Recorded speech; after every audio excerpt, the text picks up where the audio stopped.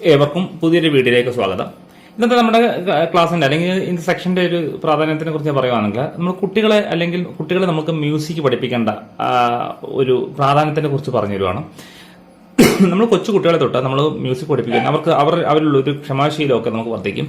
പിന്നീട് അവർക്ക് കൂടുതൽ കോൺസെൻട്രേഷൻ. കാരണം വെച്ചാൽ നമ്മുടെ കീബോർഡില്ലേ, നമുക്ക് റൈറ്റും ലെഫ്റ്റും ഹാൻഡിലും നമ്മൾ കീബോർഡിന്റെ കാര്യമാണ് പറയുന്നത്.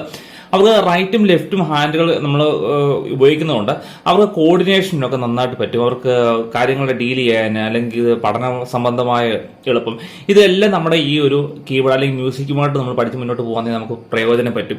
അപ്പം പല പേരൻസും കരുതിയിരിക്കുന്നത് ഇതിനു വേണ്ടി ടൈം സ്പെൻഡ് ചെയ്ത് കഴിഞ്ഞാൽ അവരുടെ കുട്ടികൾക്ക് പഠിക്കാനുള്ള ടൈം കിട്ടുന്നത്. ശരിക്കും അതൊരു തെറ്റായ ധാരണയാണ്. അങ്ങനല്ല, ഇതിന് കുറച്ചൊരു സമയം സ്പെൻഡ് ചെയ്ത് കഴിഞ്ഞാൽ അവർക്ക് കുറച്ച് സമയം മതി പഠിക്കാൻ എന്നാണ് എൻ്റെ ഒരു കൺസെപ്റ്റ്. എൻ്റെ മാത്രമല്ല, ലോകത്തിലെ പല മ്യൂസിക്കുമായിട്ട് ബന്ധപ്പെട്ടിരിക്കുന്ന ആരുടെയോട് ചോദിച്ചെന്ന് പറഞ്ഞാലും അത് തന്നെയാണ് ബന്ധപ്പെട്ടിരിക്കുന്നത്. പല പഠനങ്ങളും അത് തന്നെയാണ് പറയുന്നത്.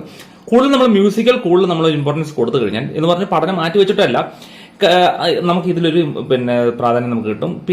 പിന്നെ വേറൊരു കാര്യം, പല മൊബൈൽ അങ്ങനെയൊക്കെയുള്ള ഉപയോഗങ്ങൾ കുറഞ്ഞു കിട്ടും. അങ്ങനെയുള്ള ഒരുപാട് കാര്യങ്ങളിൽ നിന്ന് മാറി അവർ ഇതിലേക്കൊരു ഫോക്കസ് ആവാനുണ്ട്. വളരെ പ്രാധാന്യം ഉള്ള കാര്യമാണ് ഈ മ്യൂസിക്. അപ്പോൾ കഴിവതും കുട്ടികളെ അതിനൊക്കെ വേണ്ടി പ്രോത്സാഹിപ്പിക്കുക. മ്യൂസിക് എന്ന് പറഞ്ഞാൽ ഒരു മെന്റൽ ആക്ടിവിറ്റിയാണ്. നമ്മൾ ഫിസിക്കൽ ആക്ടിവിറ്റീസ് ആയിട്ട് പല ഗെയിമൊക്കെ നമ്മളൊക്കെ അവർക്ക് കൊടുക്കാറുണ്ട്. പക്ഷേ ഇതൊരു മെന്റൽ ആക്ടിവിറ്റിയാണ് അവർക്ക്. ഇതിലൂടെ അവർക്ക് തീർച്ചയായിട്ടും പഠന മികവ് അവർക്ക് വർദ്ധിക്കും. പിന്നെ പല ആക്ടിവിറ്റീസിനും അവർക്ക് കൂടുതൽ ഫോക്കസ് ചെയ്യാനുള്ള ഒരു കാര്യം കൊണ്ടാണ് ഈ മ്യൂസിക് പഠിക്കുന്നത്. അപ്പോൾ കുട്ടികളെ കൂടുതലും ഇങ്ങനെയൊക്കെയുള്ള ആക്ടിവിറ്റീസ് നിങ്ങൾ ഏർപ്പെടുത്തുക. കൂടുതലും കീബോർഡൊക്കെ ആണെങ്കിൽ ഞാൻ പറഞ്ഞു റൈറ്റും ലെഫ്റ്റും ഹാൻഡുകൾ യൂസ് ചെയ്യുന്നുണ്ട്. അവർക്ക് ബ്രെയിൻ പവർ കൂടുതലായിട്ട് വർദ്ധിക്കും. അങ്ങനെ അവർക്ക് പഠനം കൂടുതൽ മെച്ചപ്പെട്ട് ഇതിൽ കാണും.